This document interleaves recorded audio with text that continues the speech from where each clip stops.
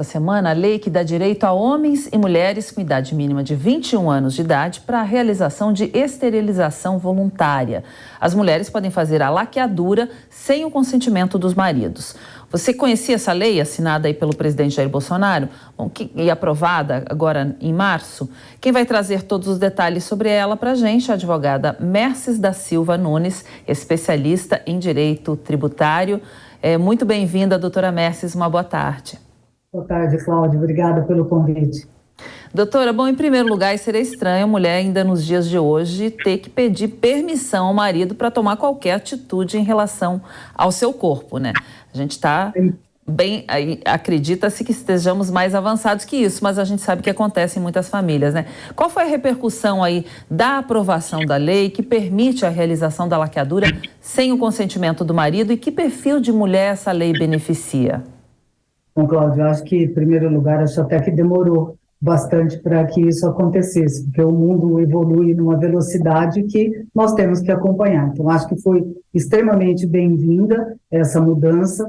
Hoje, mais do que nunca, a mulher precisa realmente pensar quantos filhos ela quer ter, em que momento de vida ela quer ter isso, e se ela já tem 2 filhos, por exemplo, é mais do que tempo dela parar e pensar que mais filhos para ela pode ser um ônus, às vezes, que não tem muito como a gente suportar. Você acabou de dizer agora do aumento de R$18 no salário mínimo, e é uma verdade. Com filho, então, as contas crescem assustadoramente. Então, acho que foi extremamente bem-vindo. Acho que é um público, principalmente as mulheres de baixa renda, que têm uma necessidade maior de realmente olhar e dizer, eu consigo ter mais um filho, eu posso ter mais um filho. Então, é uma lei que vem para beneficiar a população, principalmente as mulheres, nesse contexto, numa sociedade que nós estamos vivendo de muitas incertezas. Então, acho que a lei veio em boa hora, a sanção que foi dada pelo presidente Jair Bolsonaro foi extremamente bem recebida e acho que isso só beneficia todas as mulheres.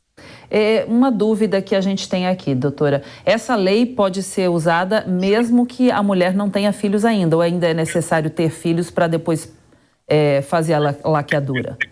Não, a mulher precisa ter 21 anos para decidir se ela quer ou não quer fazer a laqueadura.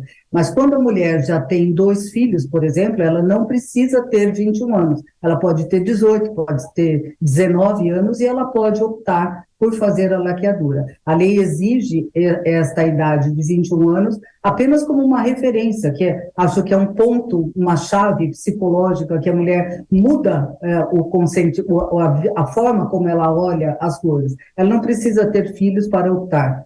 Uhum. A pergunta é do Jorge Serrão.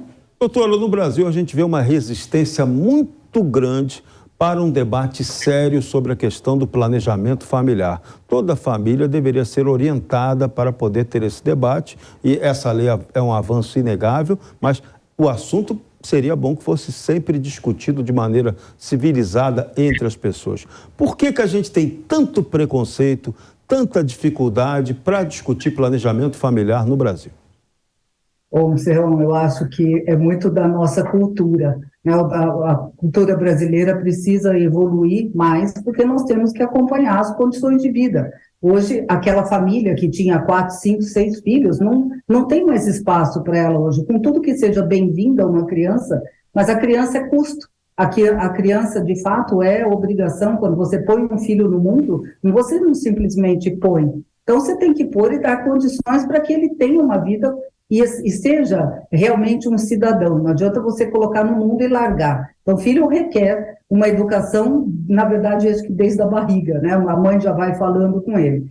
Então, o que eu acho que nós temos é esta resistência porque nós não avançamos culturalmente e não nos preparamos para acompanhar essas mudanças tão drásticas e tão rápidas que o mundo sofreu. Então, acho que é um processo, na verdade, que deve começar até nas escolas. As escolas devem orientar, a família deve orientar, mas principalmente as escolas devem orientar que hoje um número grande de filhos não tem espaço. Não tem espaço para a mãe que precisa trabalhar fora, vai precisar colocar essa criança em algum lugar. Nós não temos creche suficiente para que as crianças estejam acomodadas e se desenvolvam naturalmente. Então, acho que é um processo que tem que contar com a família e com a sociedade, com todas as participações dos setores das sociedades, mas principalmente a escola. Acho que é lá que a menina e o menino também devem receber principais orientações de como eles se posicionam, o que eles vão fazer, que condições eles têm,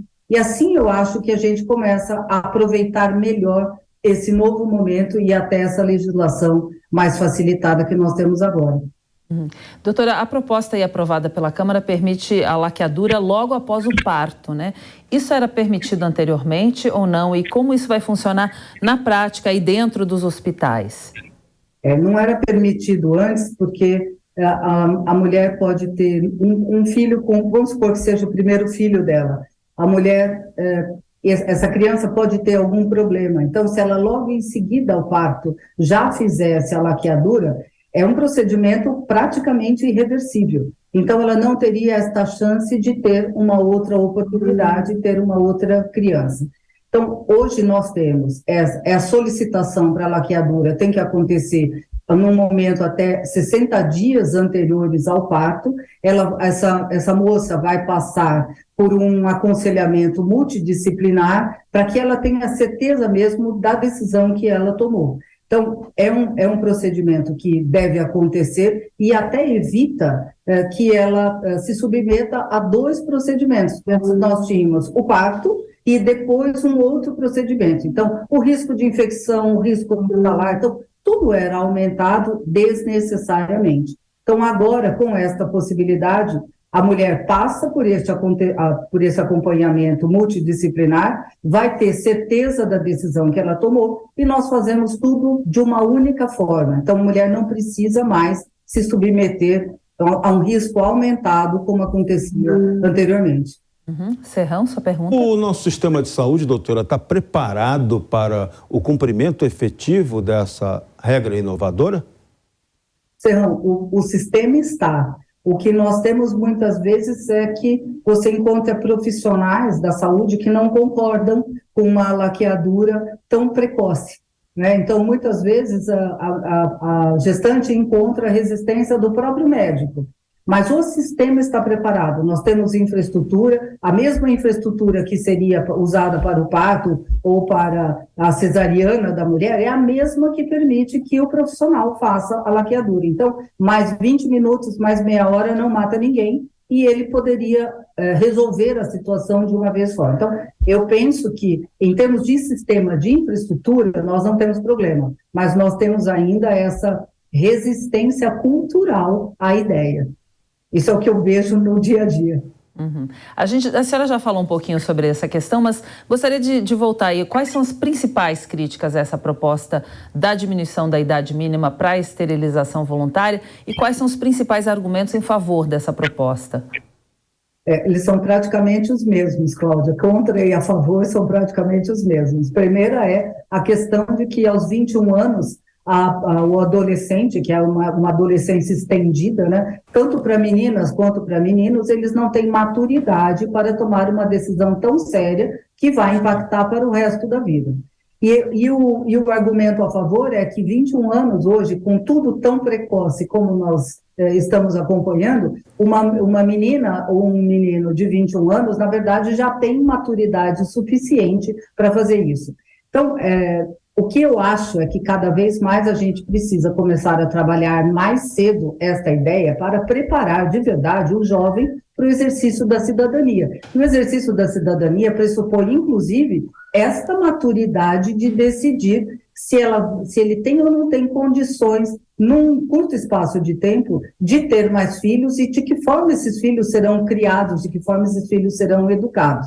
Então, os argumentos são os mesmos. É claro que as pessoas que pensam que nós temos que ter muitos filhos, porque entram outros aspectos no meio do caminho, não jurídicos nem biológicos, mas de ordem religiosa, então aparece uma resistência mais efetiva. Mas eu penso que hoje nós temos tudo em redes sociais, todas as informações estão à nossa disposição. Se a gente tem alguma dúvida, vai passar por esse período anterior de 60 dias, com uma equipe multidisciplinar que vai dar as orientações. São equipes preparadas para responder os questionamentos. E se ainda assim a pessoa decidir que ela quer fazer, ela é soberana para fazer. A legislação faculta que ela assim decida e que ela proceda. Então, se ela realmente tiver decidido a fazer isso, vai ser feito. Uhum. Doutora, qual que seria o papel do Estado aí em relação à saúde reprodutiva das mulheres e qual é o posicionamento das principais entidades médicas em relação a essa proposta? Eu acho que a decisão, essa determinação que a lei traz, que essa faculdade, eu acho que foi bem-vinda por todos os setores. Às vezes você encontra uma mãe que tem, sei lá, 4, 5, 6, 8 filhos de pais diferentes, isso é um problema para ela, é um problema para a criança, é um problema social, que precisa ser atendido. Então, o Estado, dentro desta necessidade de acudir e acolher essas pessoas, o Estado tem um papel fundamental, desde determinar a abertura de instituições para acolher essas crianças, quanto no trabalho preventivo de educar e orientar essas mães e pais para que realmente não tenham tantos filhos. Eu não sou nenhuma adepta de ter filhos ou não ter filhos, é uma questão da gente olhar a sociedade, olhar a condição econômica de pais, se eles podem ou não podem dar ao seu filho uma educação efetiva, uma educação que torne um cidadão para a vida. Então, as entidades médicas também olham para isso de uma forma benéfica, porque quantas vezes o médico olha para uma mãe que tem seus 5, 6 filhos e aconselha a mãe a fazer uma laqueadura e a mãe não se decide por isso e ele fica oficialmente travado, ele não pode fazer nada sem a vontade dela. Então, acho que a lei chega num momento extremamente bom, um momento de consciência, de tomada de consciência, e acho que todos nós temos este papel de cada vez mais trabalhar no sentido de orientar esses jovens para que eles tomem decisões que são decisões maduras, são decisões que têm consequências, é verdade, mas a pior consequência que eu acho é você colocar um filho no mundo e ele ficar à deriva, não tem condição dentro de casa, o Estado também falha inúmeras vezes no atendimento e no acolhimento dessas crianças, em todos os níveis, né? Principalmente no nível municipal, que é onde nós vivemos no município. Então, o primeiro órgão que tem que trabalhar nessa linha são as prefeituras. Então, não há disponibilidade orçamentária para tudo isso, de um lado, olhando pelo setor público, e de outro lado, acho que se nós trabalharmos a educação, a gente consegue estabilizar essa sociedade de uma forma menos crítica e menos sofrida para todos. Uhum. Como que essa lei se compara aí com as políticas de saúde reprodutiva de outros países? Essa proposta aí da diminuição da idade mínima para a esterilização voluntária é uma tendência também em outros países ou não? Eu acredito que sim. Acho que outros países têm situações diferenciadas da nossa. Então, outros países, por exemplo, autorizam o aborto, trabalham nessa linha. Também aqui não vou até fazer uma ressalva, não é uma apologia a isso, é apenas um dado. E no Brasil nós não temos isso, exceto naquelas situações excepcionais. Mas outros países, você pode fazer este tipo de procedimento e nós não temos até então o rigor que nós tínhamos aqui. Em outros que você não tem a legislação, você tem permissão de aborto. Então, se eventualmente a mulher engravida e ela não quer a criança, ela vai e faz o aborto. Eu particularmente acho que a legislação nossa, dentro da nossa cultura, da nossa sociedade, é muito mais benéfico que você tenha uma legislação dizendo o que você pode fazer, de que forma você pode fazer, do que sair numa linha de que assim engravidei, eu aborto porque sou dona do meu corpo. Então, são discussões assim que fogem ao nosso contexto jurídico. Mas nós temos hoje no Brasil uma legislação extremamente boa, uma legislação lúcida, que permite que a mulher, tanto a mulher quanto o homem, recebam a orientação necessária, inclusive das próprias famílias, e decidam por um procedimento sem maior risco para todo mundo, principalmente para eles. E como essa lei pode impactar no futuro na taxa de natalidade do Brasil? Deve diminuir também? Cláudia, a gente já vem trabalhando numa situação dessa, cada vez mais, tanto mulheres quanto homens são incentivados a reduzir o número de filhos. A lei em si mesma não vai impactar isso, porque nós temos um processo cultural que precisa evoluir e ser aprimorado. A sociedade evolui à medida das nossas necessidades. Mas eu acho que em algum contexto mais para frente, com esta tomada de consciência, a lei facilita a redução do número de filhos, porque precocemente, aos 21, tanto mulheres quanto homens podem decidir pela esterilização. Mas nós temos ainda um longo caminho. No dia a dia, a gente vê ainda mulheres e homens que pensam que podem ter quantos filhos quiserem, que isso não traz consequência para ninguém. Talvez no curto prazo não, mas a médio e longo prazo, a gente vê uma sociedade, às vezes, adoecendo por falta tanto de políticas públicas quanto de uma situação educacional de acolhimento mesmo, efetivo, de dar condições para alguém ser gente, para alguém ser um cidadão. Então, acho que a lei, ali na frente, vai ser um facilitador para isso, mas nós estamos trabalhando e caminhando para ter cada vez menos filhos.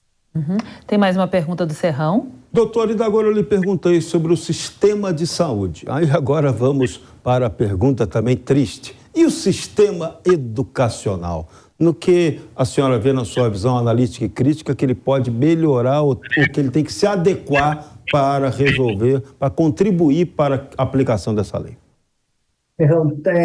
Todo mundo que tem filho sabe que é um trabalho árduo criar uma criança, formar uma pessoa, formar um adulto, todo mundo sabe. Então, eu acho que as escolas, como um todo, precisam estar melhor aprimoradas, serem aprimoradas no sentido de trabalhar a criança para que, de verdade, ela se torne um ser humano melhor. Então, eu não vou olhar assim, você vai para uma escola, você não vai apenas receber instrução. Instrução todos nós recebemos em algum momento. Instruir é diferente de educar. E você só tem um cidadão quando você concede para ele, dá a ele um processo educacional efetivo. Então, acho que quando a criança vai para a escola, muitas vezes ela vai para a escola apenas para comer, mas ela deve receber na escola uma educação mais ampla, uma educação que permita que ela trabalhe e forme uma massa crítica e que ela consiga de verdade ter aprendizados para ela e para a sociedade.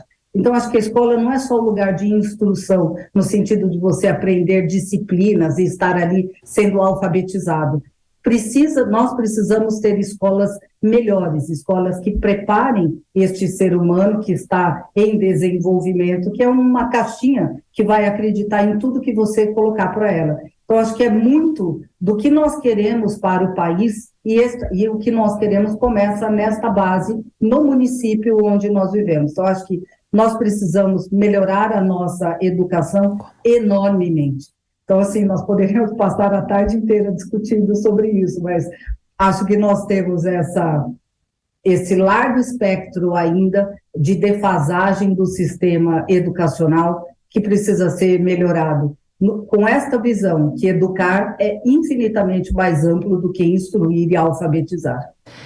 Rapidamente, gostaria que a senhora respondesse uma última pergunta. A gente sabe que as famílias brasileiras têm muita influência das religiões, né? Como que as entidades religiosas estão recebendo essa lei? Ninguém gostou, Cláudia. Ninguém gostou. Eu acho que houve assim um certo torcer de boca, sabe, para não dizer um repúdio, porque isso é um desestímulo dentro desta visão religiosa. Mas uma coisa é a visão religiosa e outra coisa é a realidade. Se as igrejas, as entidades religiosas como um todo, pegarem o seu patrimônio e dispuserem isto para que as crianças tenham uma melhor qualidade de vida e de educação, acho bacana que elas possam realmente discutir e discordar disso. Mas enquanto eu fico aqui olhando a coisa e criticando apenas sem que a gente, de fato, disponibilize esforço, dinheiro e faça um investimento necessário, o mundo aí fora é o mundo real. Então, nós precisamos conciliar essa situação da realidade com o aspecto religioso. As pessoas realmente não gostaram. Pois é. Bom, muito bem. A gente conversou então com a advogada Merces da Silva Nunes, especialista em direito médico. Muito obrigada pela sua entrevista, por todos os seus esclarecimentos. Uma boa tarde, bom sábado para a senhora. Obrigada, igualmente. Bom trabalho para vocês. Obrigada. Boa tarde para o Serrão também. Obrigada pela parceria, Serrão. Até a próxima.